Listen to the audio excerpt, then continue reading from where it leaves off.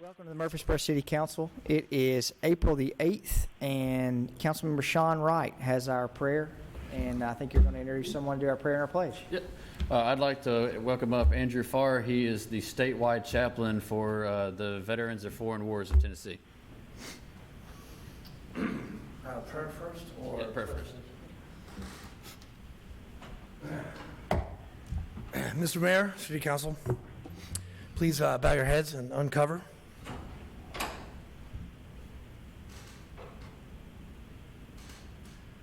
Loving Heavenly Father, we come to you this hour asking for your blessing and help us as we are gathered together. We pray for guidance in the matters at hand and ask you would clearly show us how to conduct our work with a spirit of joy and enthusiasm. Give us a desire to find ways to excel in our work. Amen.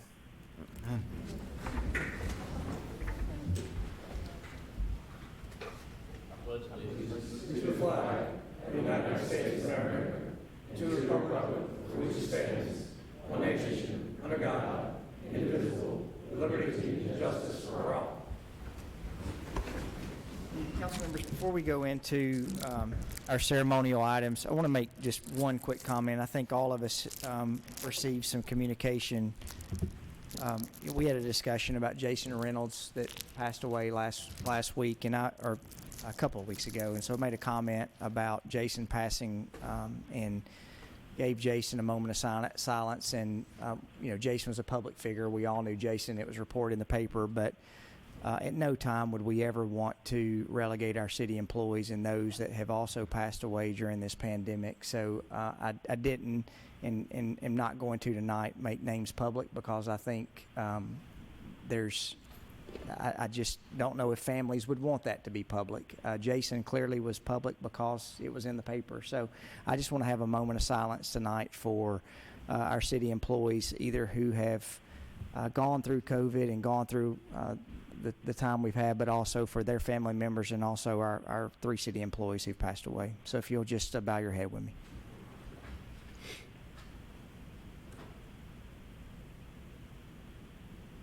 Amen.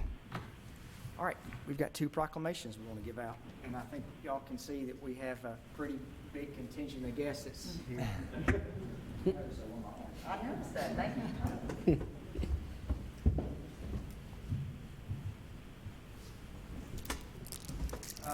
Probably what would be good, Coach, is maybe if y'all want to come down and sort of fill in down here, that'd be great. So, or I can. No, that's great. That'd be fine. Come on, y'all come on down this way. Yeah, if y'all want to. Yeah, if y'all want to. Y'all may want to. Y'all want to. Get out of here. Root. No, they're ready to move.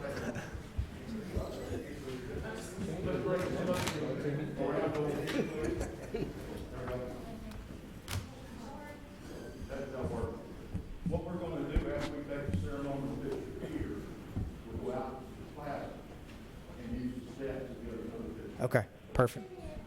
All right. Hey, so over the next 2 or 3 weeks, as we have council members, we had a lot of our high school basketball teams who represented Rutherford County in the state tournament. So tonight, it's my honor to have the Blackman women's basketball team here, who is your 2020-2021 state basketball champions. So,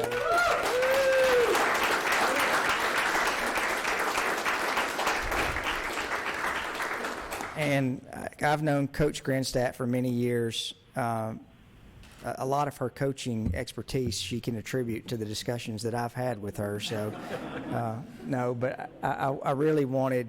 Coach Grinstadt has been for many years a great example of who we are in Rutherford County, going from Oakland to Blackman, and so I think it's important while we're here. And whereas through its discipline, dedication, and hard work, the Blackman Blaze High School girls basketball team experienced a spectacular season, proudly representing Murfreesboro and Rutherford County.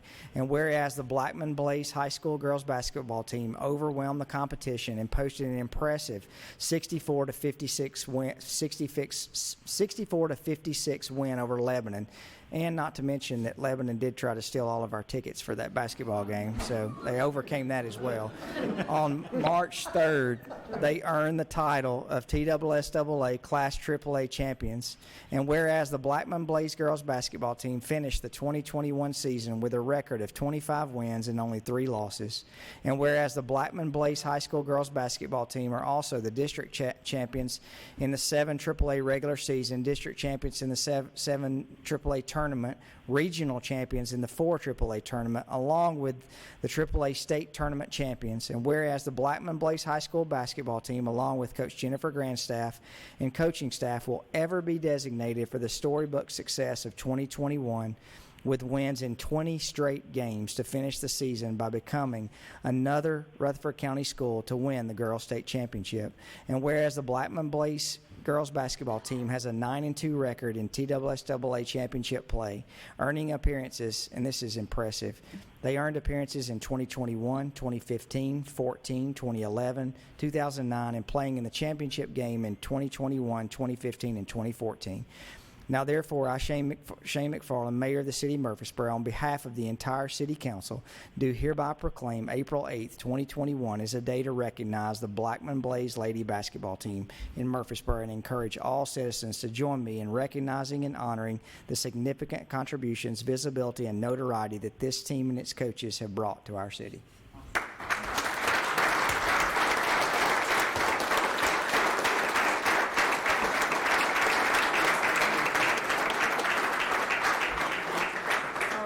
First thing, obviously, I just want to thank Mayor McFarland for just recognizing our team, City Council for allowing us to be here and recognizing them as well. It was an amazing year. I couldn't have dreamed it was going to happen the way it did happen, but it was just such a positive experience for myself, for all of our coaches, and for our school.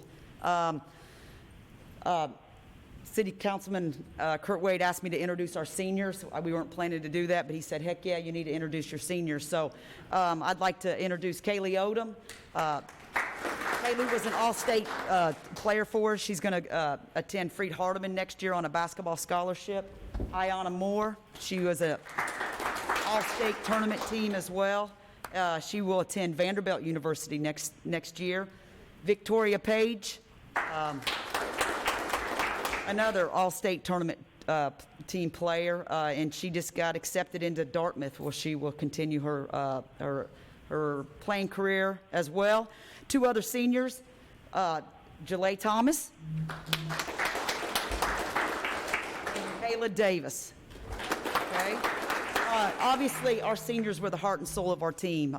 We couldn't have overcame so much of what went on this season, all the adversity that we experienced with the COVID and several setbacks.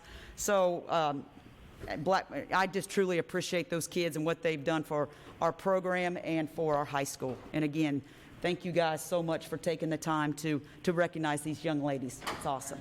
Thank you.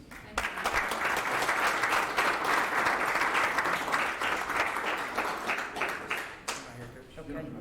John, you'll bring some of your folks around this way. Just spread out there a little bit. There we go. Just stay right back. Yeah, just move around a little. There we go. Don't take a critical shot. Hey, look up at the camera. One more. One more. We got it. Thank you.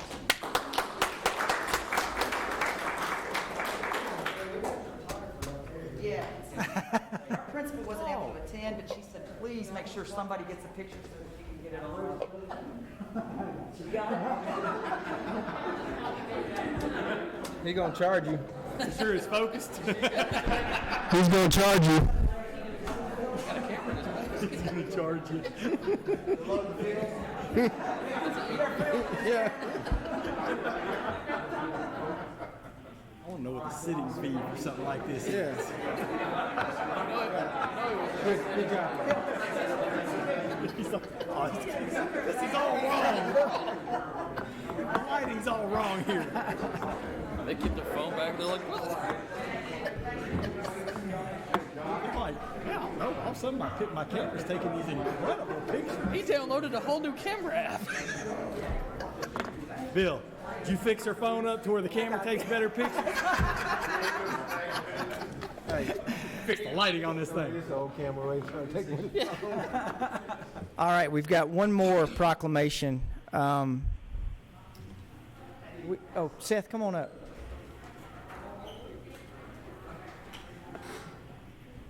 Seth, you want to make your introduction real quick, and then I'll give the proclamation.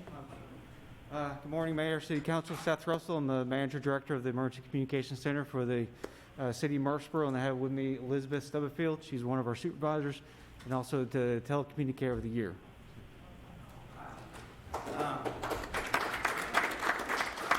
As y'all can tell, Seth's on call 24/7. That's why he said good morning. Yeah. So I want to read our proclamation we have for National Public Safety Telecommunicator Week. When an emergency occurs, the prompt response of police officers, firefighters, and paramedics is critical to the protection of life and preservation of property. Whereas the safety of our police officers and firefighters is dependent upon the quality and accuracy of information obtained from citizens who call the Murfreesboro Emergency Communications Center for help. And whereas public safety telecommunicators are the first and the most critical contact our citizens have with emergency services.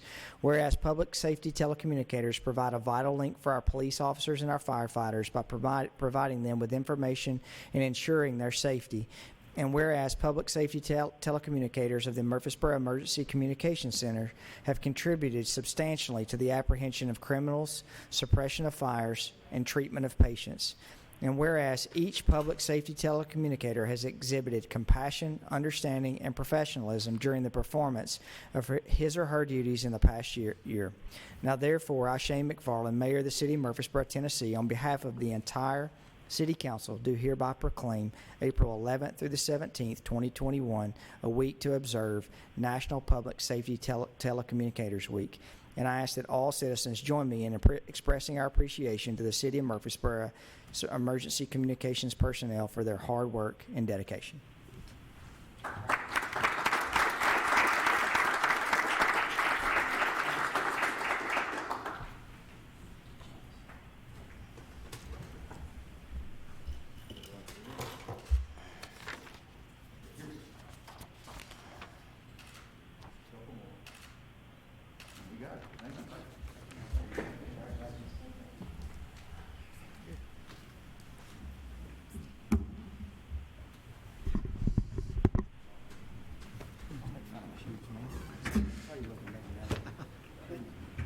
All right. So over the next couple of weeks, I think we've got the Blackman men's basketball team. They finished in the semifinals, and then the Providence Christian lady basketball team, they were a state runner-up. So they're going to be coming in over the next couple of weeks. All right, you have your consent agenda. Are there any things that need to be taken off of the consent agenda?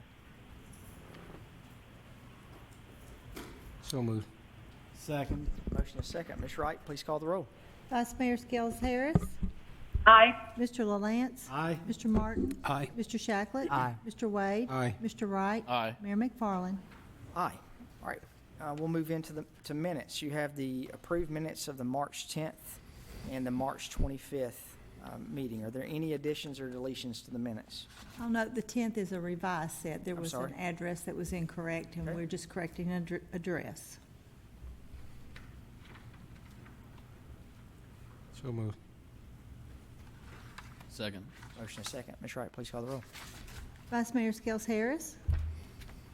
Aye. Mr. LaLance. Aye. Mr. Martin. Aye. Mr. Shacklet. Aye. Mr. Wade. Aye. Mr. Wright. Aye. Mayor McFarland. Aye. And I'll remind myself after I hear Madeline talk that we still are operating under the Governor's Executive Order 54, which allows us to have virtual meetings until the time being. So, Madeline, glad that you're here. All right. You all had much fun. Well, we're going to break out on a 5-on-5 half-court game here in a minute. So I got the girls on my team. Y'all can play us.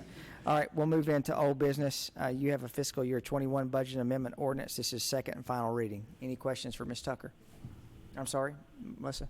We're asking that you amend it before you Right. do second reading. Yeah, we have we have to vote on the amendment, and then we'll do second reading on the ordinance 210104. So moved. Second. All right, can we call the roll on the amendment? Vice Mayor Skels Harris, Aye. Mr. LaLance, Mr. Martin, Aye. Mr. Shacklet, Aye. Mr. Wade, Aye. Mr. Wright, Aye. Mayor McFarland. Aye. All right, we'll now consider second reading of ordinance 21004. So moved. Second. Ms. Wright? Vice Mayor Skels Harris, Aye. Mr. LaLance, Aye. Mr. Martin, Aye. Mr. Shacklet, Aye. Mr. Wade, Aye. Mr. Wright, Aye. Mayor McFarland. Aye. All right, we'll move into land use matters. You have ordinance 210Z03. This is rezoning property along South Bourbon Avenue, second and final reading. So moved. Second. Motion is second. Ms. Wright, please call the roll. Vice Mayor Skels Harris, Aye. Mr. LaLance, Abstain? Mr. Martin, Aye. Mr. Shacklet, Aye. Mr. Wade, Aye. Mr. Wright, Aye. Mayor McFarland. Aye. You have ordinance 20OZ45, rezoning property along West Thompson Lane. This is second and final reading. So moved. Second. Motion is second. Ms. Wright? Vice Mayor Skels Harris, Aye. Mr. LaLance, Aye. Mr. Martin, Aye. Mr. Shacklet, Aye. Mr. Wade, Aye. Mr. Wright, Aye. Mayor McFarland. Abstain. All right, we'll move into new business. You have a budget amendment, and this is for schools. We have a fiscal year budget amendment 21. Mr. Duke? All right, good evening, Mayor. So in December of 21, Congress awarded the one-time additional funds of the Coronavirus Response and Relief Act. Our allocation was a little over $5 million, so $5,642,066. That is one-time funds used to address the needs of coronavirus, and our board has approved adding that to our budget, our federal budget. I'll move for approval. Second. All right, Ms. Wright, do we need to vote on the amendment and then the resolution, or just the resolution? The resolution includes the amendment. Okay, all right, so we're going to vote on resolution 21R08. You have a motion and a second. Vice Mayor Skels Harris, Aye. Mr. LaLance. Aye. Mr. Martin. Aye. Mr. Shacklet. Aye. Mr. Wade. Aye. Mr. Wright. Aye. Mayor McFarland. Aye, thank you, Mr. Duke. All right, we're moving to on motion. We have city schools re-roofing professional services. Good evening, Mayor and members of council. I'm here representing staff to ask for approval of the architectural services agreement with Johnson & Bailey in the amount of $51,041 for the re-roofing of sections at Bradley Academy, Rees Rogers, Mitchell Nelson, and Hobgood. This project consists of replacing roofing with a new 60 mil EPDM and insulation board at the 4 schools. Once this project is complete, it will put each of these sites under a uniform EPDM roofing system and resolve many reoccurring roof issues at these sites. The estimated construction cost for this project package is $939,449. The primary funding source for this project is from the county shared bonds and the other capital sources fund.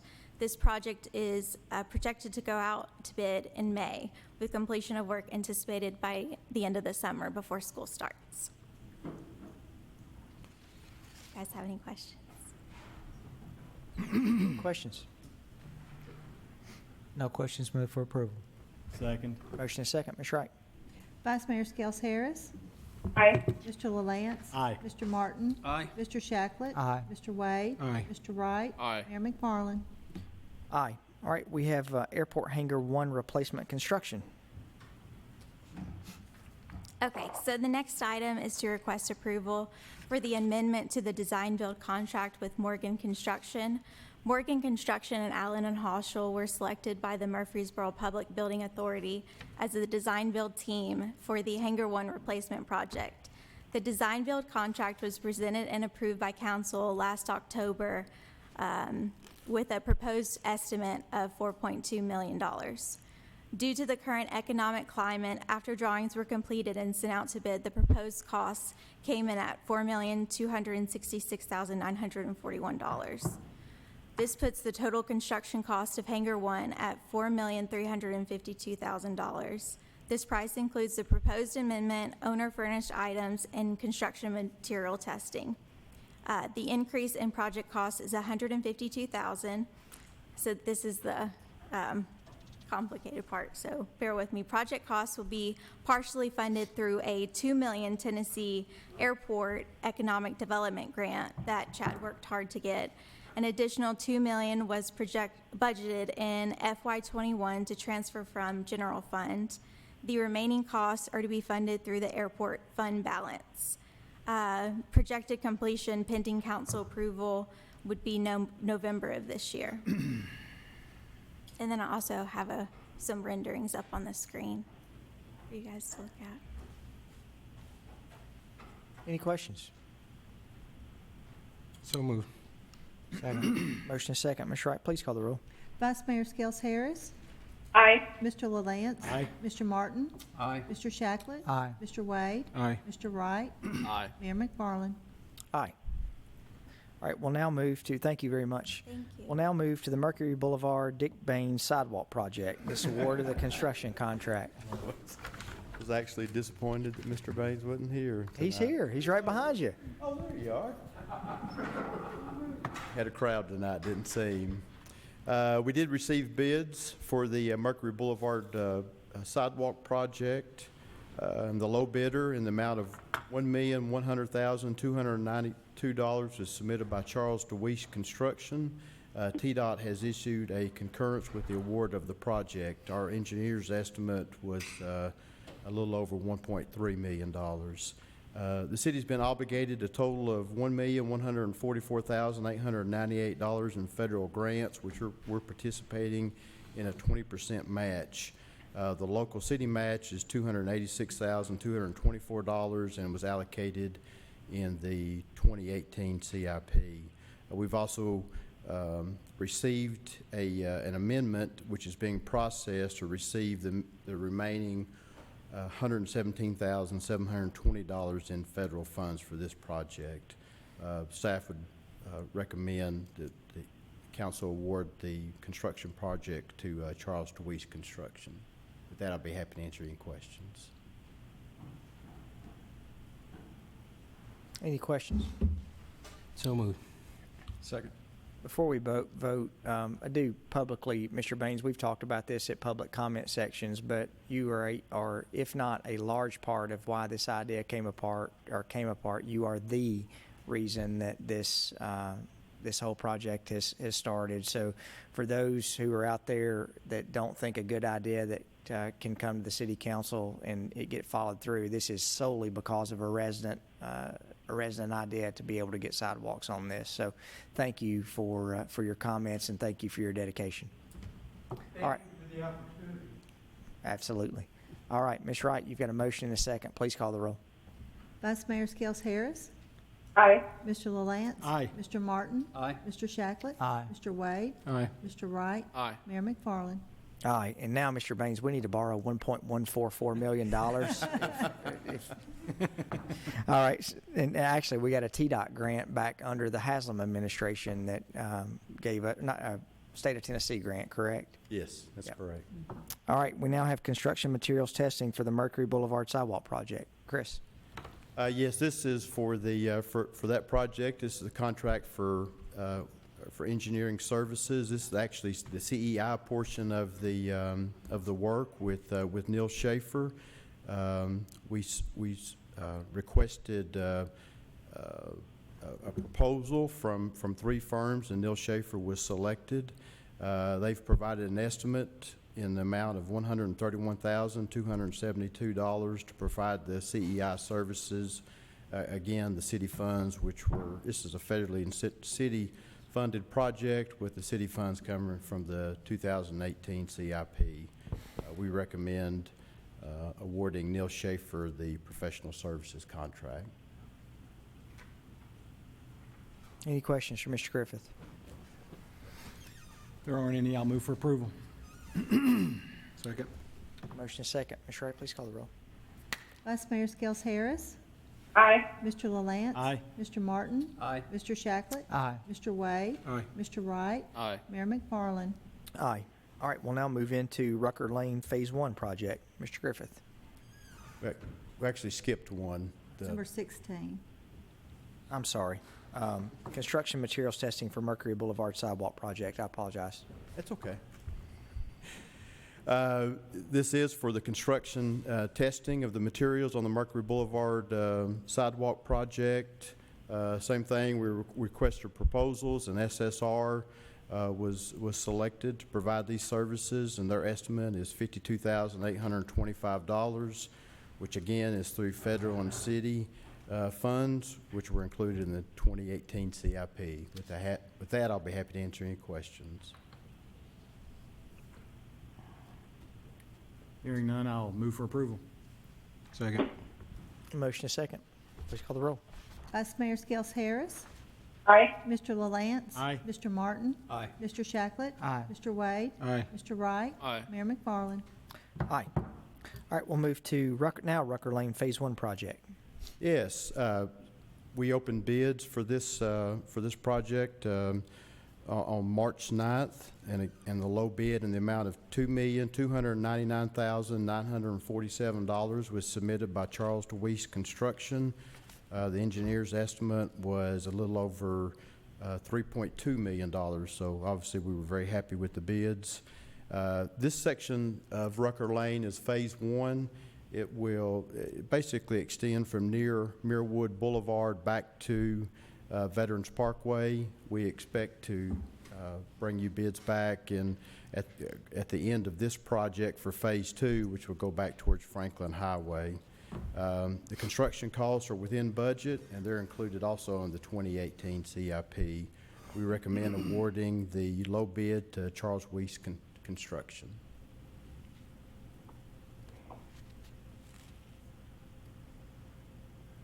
I'll move for approval. Second. Motion is second. Vice Mayor Skels Harris. Aye. Mr. LaLance. Aye. Mr. Martin. Aye. Mr. Shacklet. Aye. Mr. Wade. Aye. Mr. Wright. Aye. Mayor McFarland. Aye. All right, we'll now move to contract for engineering services for Rucker Lane. Again, this is the CEI portion of the contract. ELI, Energy, Land, and Infrastructure, it was selected to provide administrative services for the project.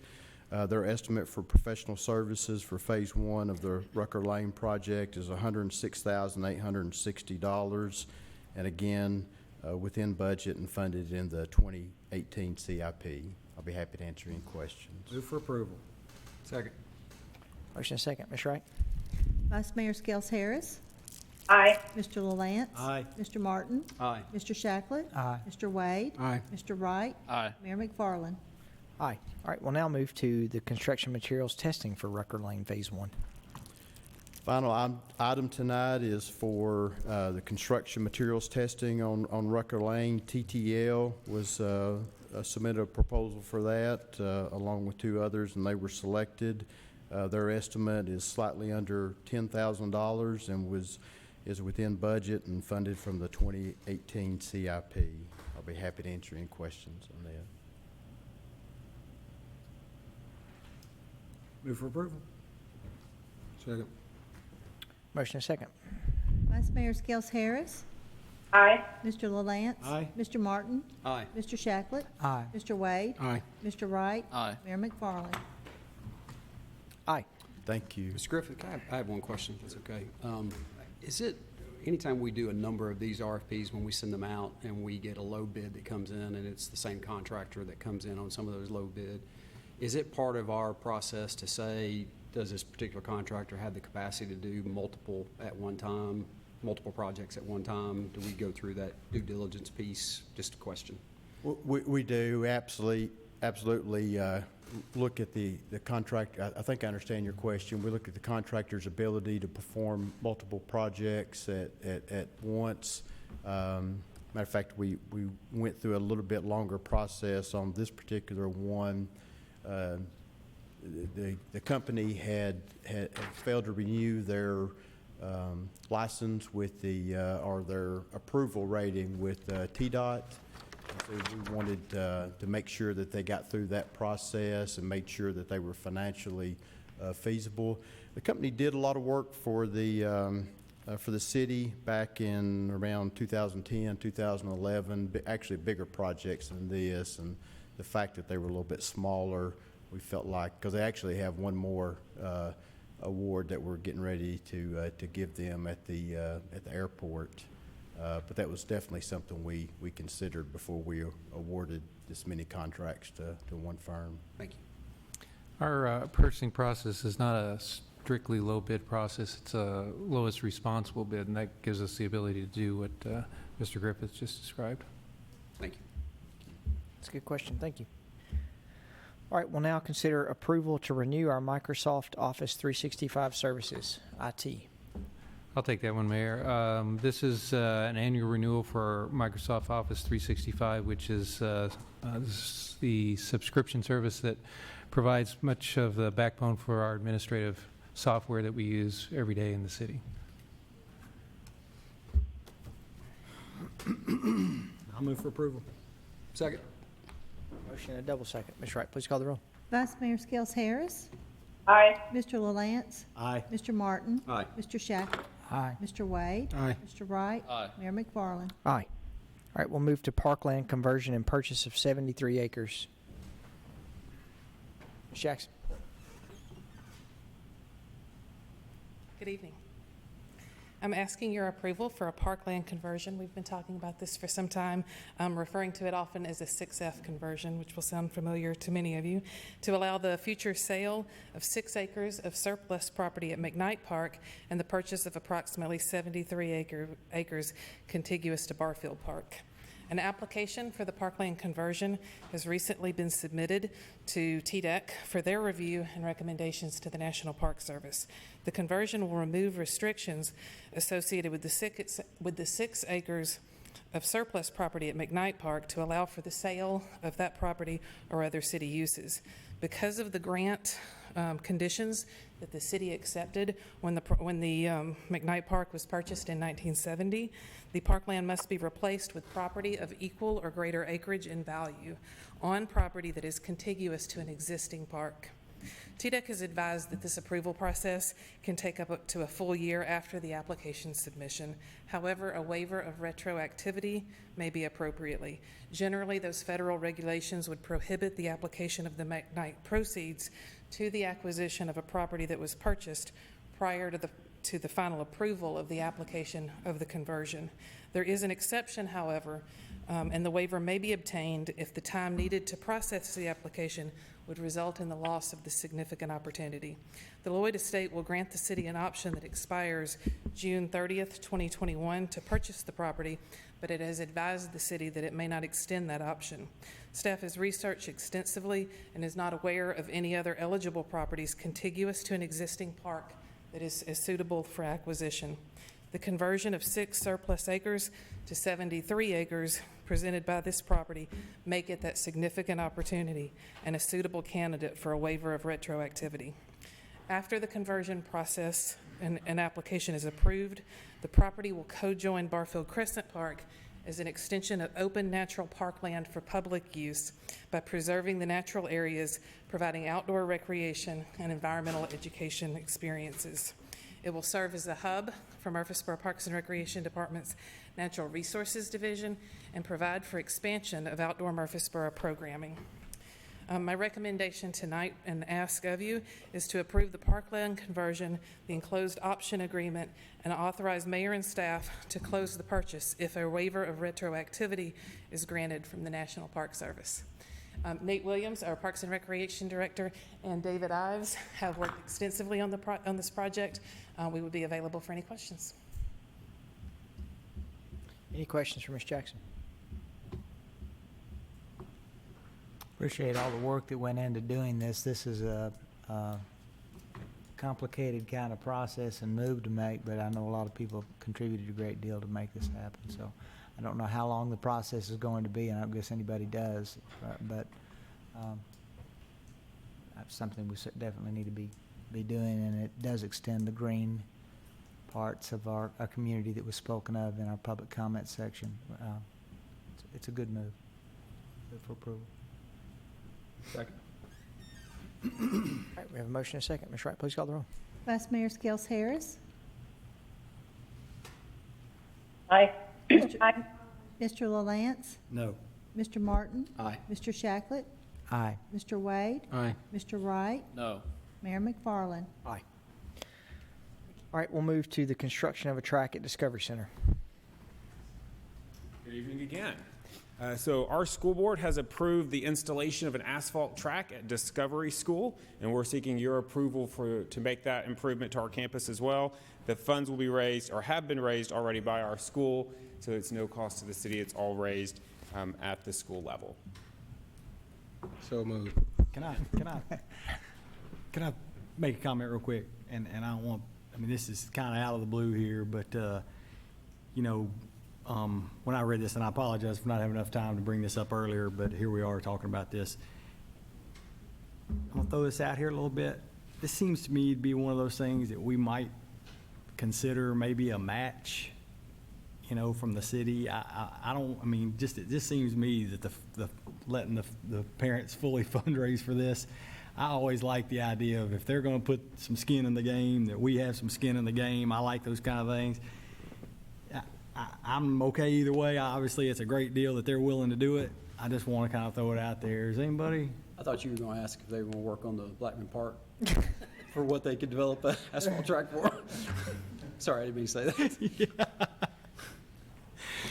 I don't even know what just happened, but well, all right. I mean, look, I'm good with obviously how we are. If there's a motion in a second, I'll go with it. But I would be willing to pitch in a little bit on this. I'm happy to do that too. I think it's reasonable. So, is that something? I mean, is that something we can do? That's out of left field here? I know. I'm sorry. I threw a curveball at everybody, but I just kind of feel like, you know, it seems like one of those things. If they had come to us on the front end and said, look, if we can come up with half the money or 3/4 of the money, would we be willing to participate? I suspect I would have probably said yes.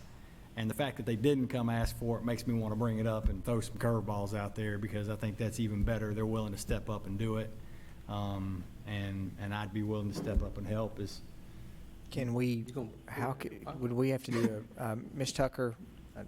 Yeah, Tucker, she's already gone. She left. We can do a couple things. We can look and with the bond proceeds that we received, this isn't probably an amount that's going to certainly break us. So we can look at funding it from there, but we can also look at the some of the grant money that we've gotten and whether that qualifies for this too. And so I don't know the best, you know, one of the things that definitely is popping into my mind here is any kind of like precedents or whatever.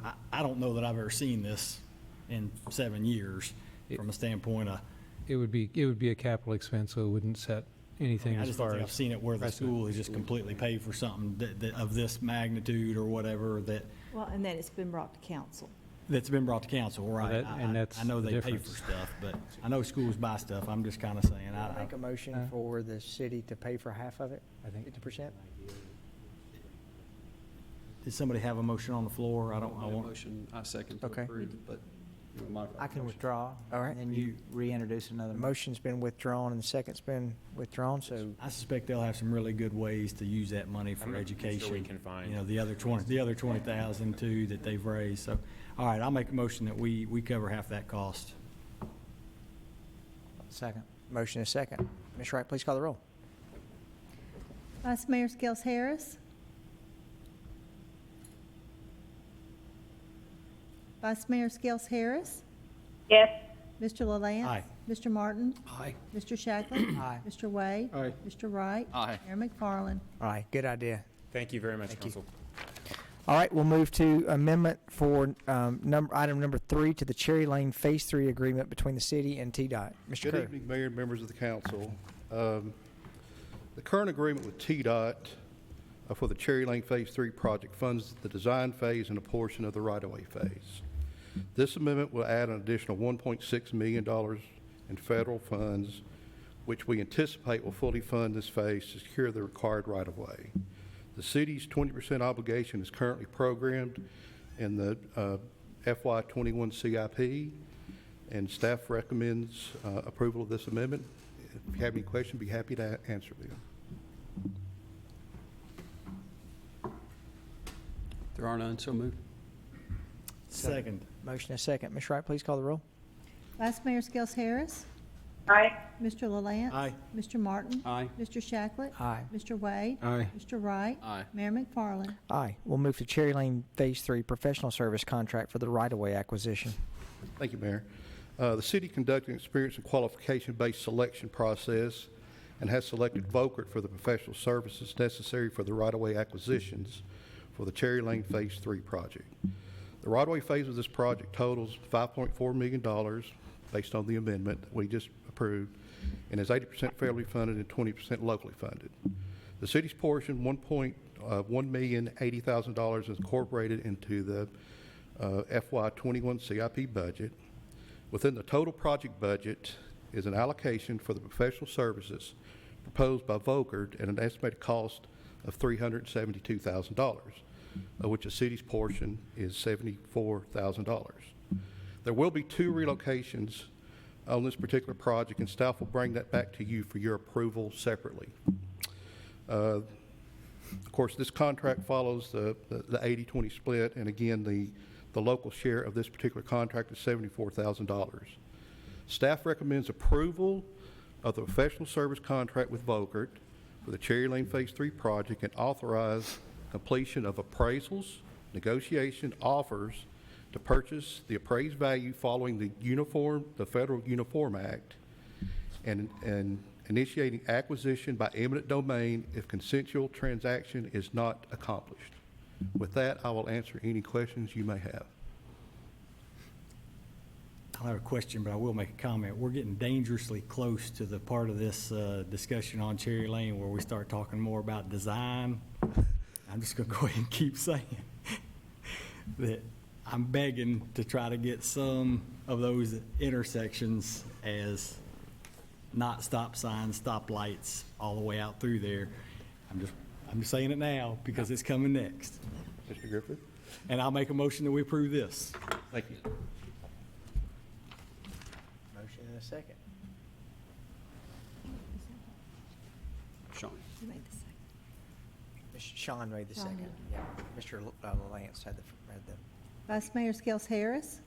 Aye. Mr. LaLance. Aye. Mr. Martin. Aye. Mr. Shacklet. Aye. Mr. Wade. Aye. Mr. Wright. Aye. Mayor McFarland. Aye. We'll move to Rutherford Boulevard Adaptive Signal Control Technology Project. This is amendment number 1 to the TDOT contract.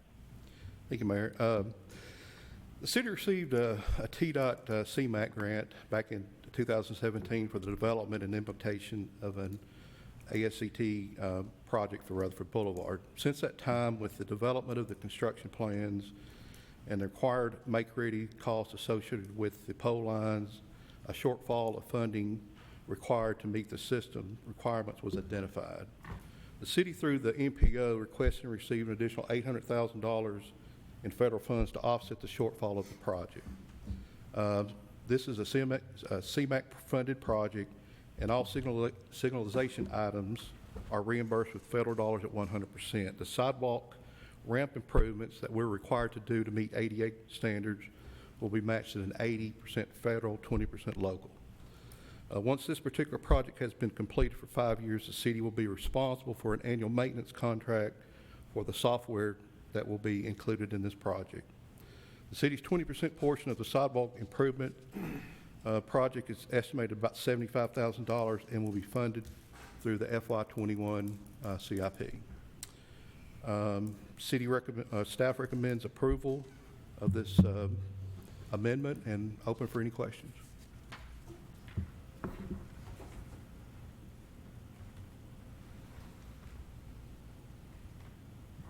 So moved. Second. Motion is second. Vice Mayor Skels Harris. Aye. Mr. LaLance. Aye. Mr. Martin. Aye. Mr. Shacklet. Aye. Mr. Wade. Aye. Mr. Wright. Aye. Mayor McFarland. Aye. Item 26, Rutherford Boulevard Adaptive Signal Control Technology Project Professional Service Agreement for Signal System. Thank you, Mayor. Southern Lighting has been selected after a qualification evaluation to provide services to the Rutherford Boulevard ASCTV signal system. The contract with Southern Lighting is broken out into 2 phases. Phase 1 is the pre-construction activities, which includes assisting the city design consultant to verify equipment location, configuration, specification prior to the award of the construction contract. Phase 2 occurs during the construction phase and will consist of the implementation of the equipment and software, which includes training and all associated licenses. 5 years of the annual software maintenance is included in this contract and has been approved by FHWA. The project is funded with CMAQ funds, and all these items are 100% reimbursable with federal dollars. The total project cost is $232,535, which is all 100% federally funded. Future maintenance expenses will be paid through State Street Aid. Staff recommends approval of this contract and available for any questions you may have.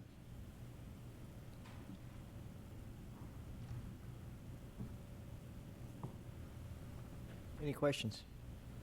I'll move for approval. Second. Motion and second, Ms. Wright. 2 double seconds. Vice Mayor Skels Harris. Aye.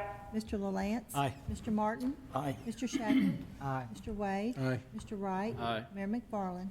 Aye. All right, we have the signal maintenance agreement for I-840 and Veterans Parkway exit ramp signalization. Thank you, Mayor.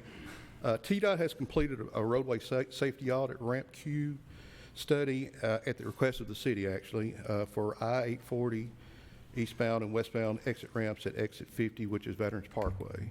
The project qualified as a ramp queue RSA due to documented queuing on the I-840 eastbound and westbound east ramps. I'm sure that you probably are aware of that. The review report provides safety recommendations for the eastbound off-ramp to include basically restriping and signalization for the improved operations. The westbound off-ramp will include an additional left turn lane, restriping, as well as signalization to reduce the queue off the ramps. When the state actually installs a traffic signal as a component of a project within the city is required to provide electricity and maintain the traffic signal in proper working order. Accordingly, TDOT has provided a contract for this purpose. This particular project, I believe, was estimated about $868,000, which TDOT is totally funding. So basically, our share of that will be to provide maintenance of the signal and provide electricity for the signals. With that, staff recommends approval of this agreement. So move. Once you need it.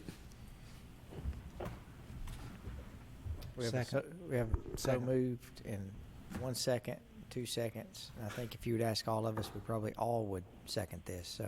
We go for the elusive quadruple second. Yeah. Ms. Wright, please call the roll. Vice Mayor Skels Harris. Aye. Mr. LaLance. Aye. Mr. Martin. Aye. Mr. Shacklet. Aye. Mr. Wade. Aye. Mr. Wright. Aye. Mayor McFarland. Aye. Mr. Kerr. Yes, sir. I don't think a lot of people understand that there's a process and protocol that, since most of the roads that go through Murfreesboro are all state roads, that we just don't get to put a signal wherever we would like, that there's a process to go through. Is that? Yes, sir. That is correct. So we routinely, I think we'll get feedback about, someone wanting a signalized light. I mean, I know, for example, on Sulphur Springs and Haynes Drive, although those are not state roads, that it took years and years to go through the process to be able to get that completed. Yes, sir. We follow the MUTCD warrant analysis for that. All right. I mean, this is exciting. I think that the neighbors have talked about that for lots of years to get that. Thank you. Thank you. All right, we're moving to purchase of easements along, I'm sorry, I was trying to skip you, Darren, but you got all three of them. So we're moving to Stones River Water Treatment Plant switchgear improvements. Thank you, Mayor. Good evening, Council. Thank you for the opportunity to present these items tonight. I am going to advocate that we alternate the alphabetical order of these items every other council meeting. At least I get the W at the end. You guys don't have to see me at the very end of the evening every time. So anyway, that's as if. I so enjoy seeing everybody else's presentations, though. I really do. You need 2 minutes. So this is an engineering task order to replace the water treatment plant switchgear.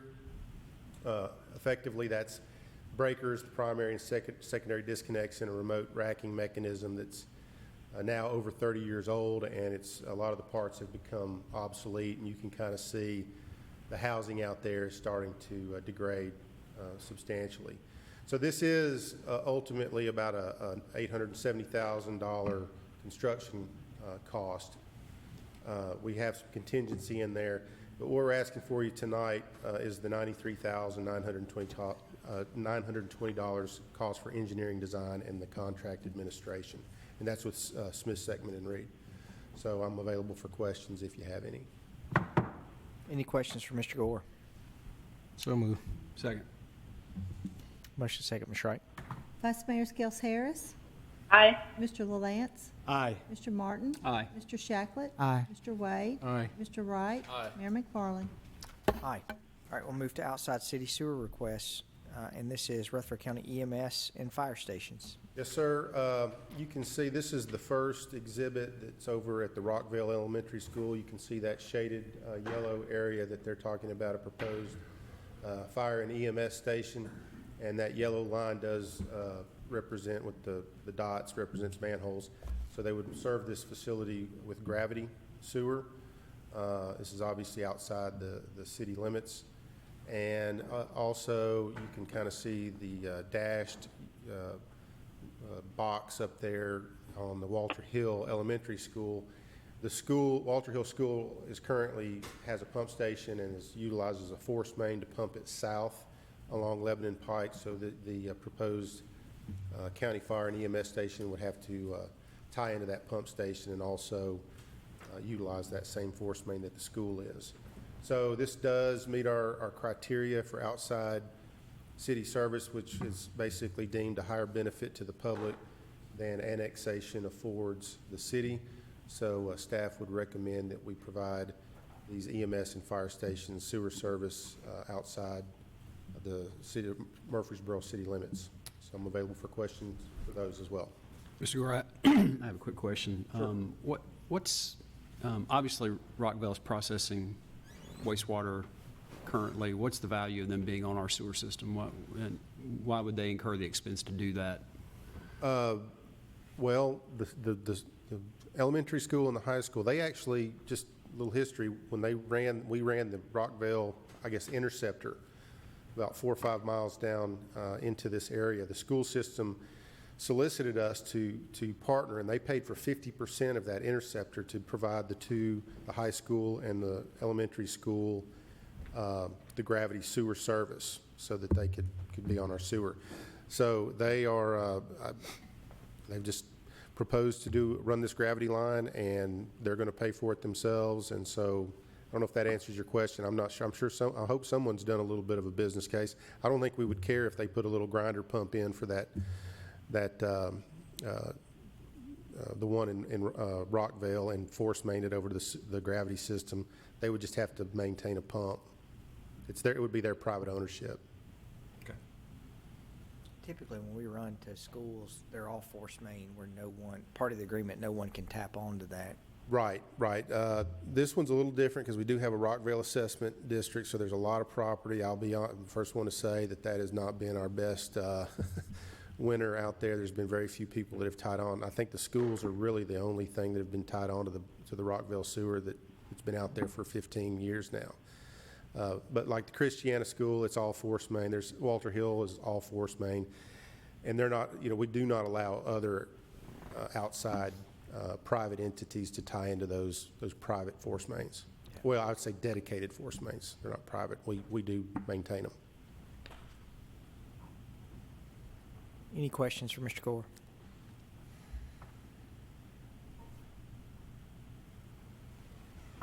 I'll move for. Have a motion? Second. Vice Mayor Skels Harris. Aye. Mr. LaLance. Aye. Mr. Martin. Aye. Mr. Shacklet. Aye. Mr. Wade. Aye. Mr. Wright. Aye. Mayor McFarland. Aye. We'll move to purchasing of easements along Salem Highway. Darren. Sir, Mayor, thank you again. This is just an exhibit of, I guess, is this phase 3 or phase 2 of, I get them mixed up now, of the Salem Highway widening project, TDOT has required us to get outside of their right-of-way, so we've had to go through and purchase easements that to place our water lines and our sewer lines on basically parallel to the roadway.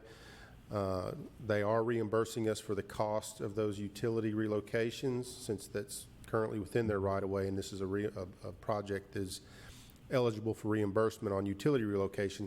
Easements are a different issue. They do not reimburse us for purchasing easements. We have several tracks that we have to get easements on, and the grand total is $407,350. So easements and land purchase, as you all know, is getting much more expensive. Would highlight to Rutherford, there is one that we're looking at on Rutherford County property. We do intend on asking that to be donated, and there's also a rather large Tennessee State School where there's an easement required of $86,000, and we're going to be approaching the state to see if they would donate that as well. So hopefully that 407 gets down to more around 307. But this is necessary for us to procure this property or acquire this property in conjunction with the roadway project. So I'm available for questions if you have any. Any questions for Mr. Gore? So moved. Second. Motion is second. Vice Mayor Skels Harris. Aye. Mr. LaLance. Aye. Mr. Martin. Aye. Mr. Shacklet. Aye. Mr. Wade. Aye. Mr. Wright. Aye. Mayor McFarland. Aye. Thank you very much. All right, you have some beer permits in front of you. We do, Mayor. We have 3 tonight. We have 2 new locations. One is a grocery market at 2924 Old Fort Parkway. The other is a hotel at 130 John R. Rice Boulevard. Both of those have met our requirements for a background check. They have not quite finished their building codes inspections. We would not issue that permit if you approve it tonight until that is complete. Also, there's a fundraiser for the City Schools Foundation at Kennisburg Village on May the 1st, 2021, and that application is also in order. Be glad to answer any questions. Just for the record, I think nobody should go to Mainstay Suites and start any trouble at the bar. Saying.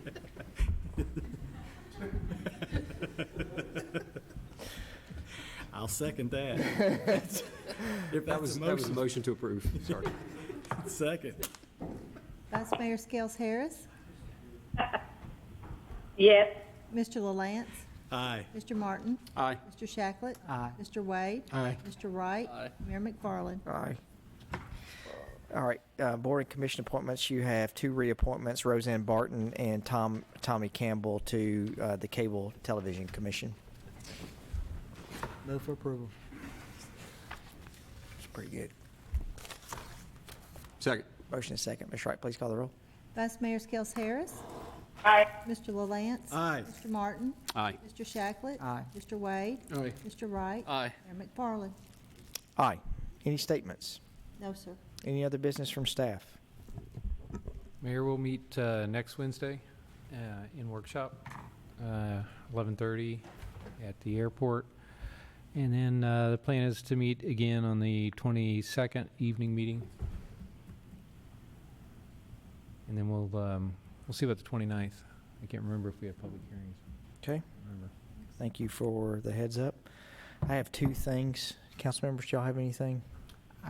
Mayor, I had probably 5 or 6 in the last few weeks conversations with citizens about speed, excessive speed on certain thoroughfares within our city, conversations about traffic calming efforts that we're doing. I'm going to ask Mr. Griffith if he would speak just a little bit to how we identify those places and what we are doing to kind of mitigate some of those high speeds, particularly I think there were 3 or 4 related to Haynes Drive, and I told him we were aware of it, but I thought you might want to speak to some of this. Absolutely. Councilman Shacklet, thank you for the opportunity. We're about 2 months now into our pilot study on using speed cushions on Alexander. We've gotten very good feedback on that. Later in the summer, we plan on sending out a questionnaire just to for the residents that's been impacted to see how they've received that. Any subdivision that's interested, or anyone that lives along a road that's interested, can certainly email me at cgriffith@murfreesboro10.gov. We'll be glad to send an application to interested folks. I know the mayor has passed along about 30 or 35 of them to me so far, so we appreciate two more tonight, Chris. Yeah, actually, I read it.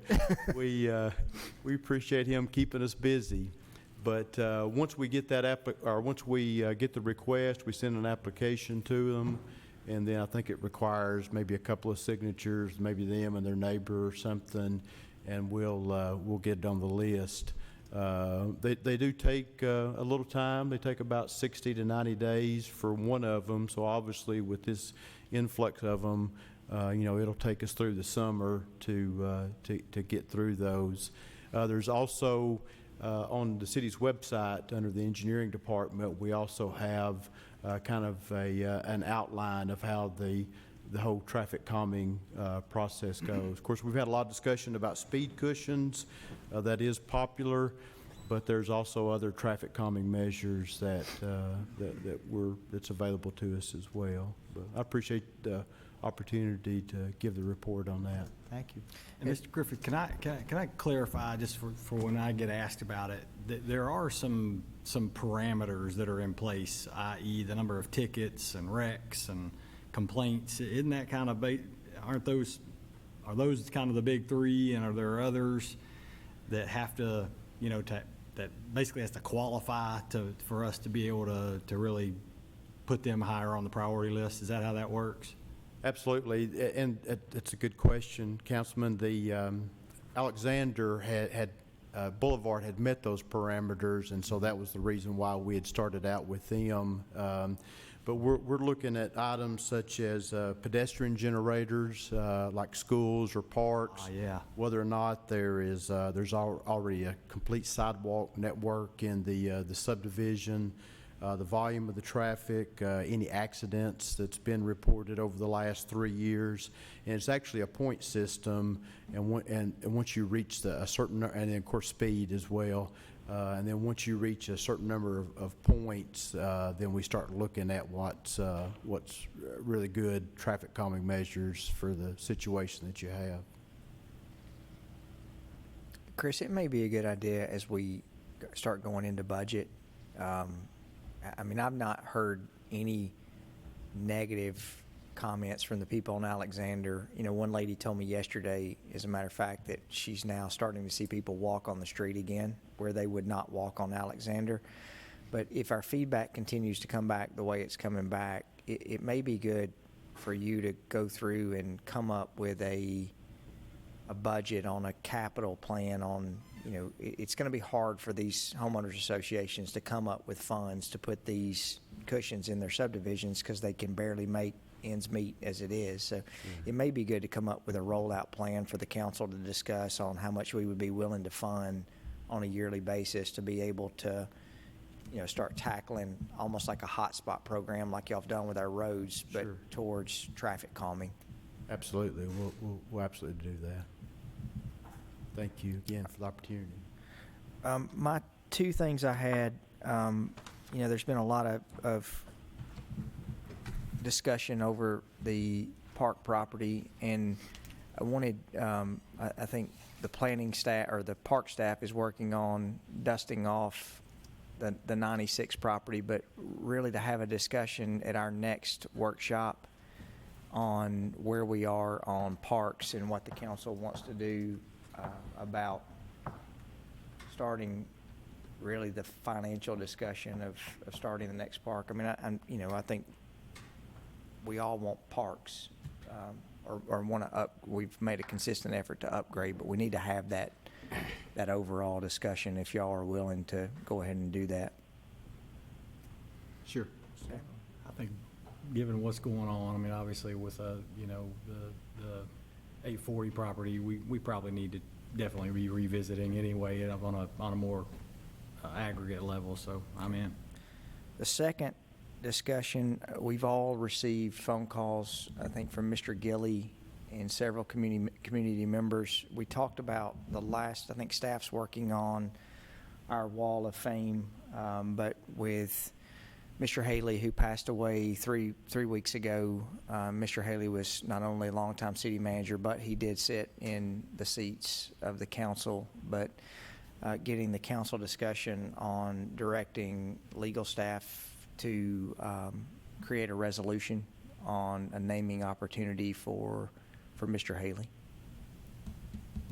I think what we've been requested to talk about is the Gateway Island, that Roger was very active and involved in that process.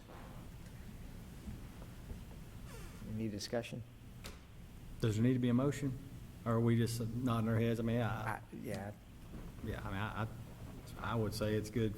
I'm good with staff starting to put together some. I think everybody's good with that.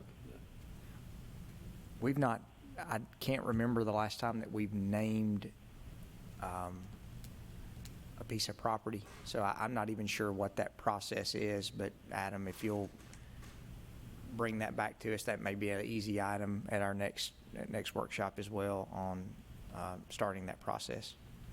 I think the last thing we did a bridge after Chris Bratcher, maybe. I think that was the last, the Chris Bratcher Bridge there on Bridge Avenue. I go out there and just kind of drive over it from time to time, just. Yeah, I think. Because it's Chris's. Yeah.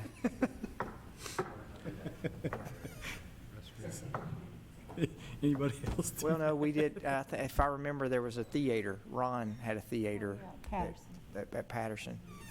Mayor, there was also the Doug Young Training Center. Yeah. Yep. That was the last one. Yep. All right. All right, seeing no other business, we'll stand adjourned. Good work, ladies and gentlemen.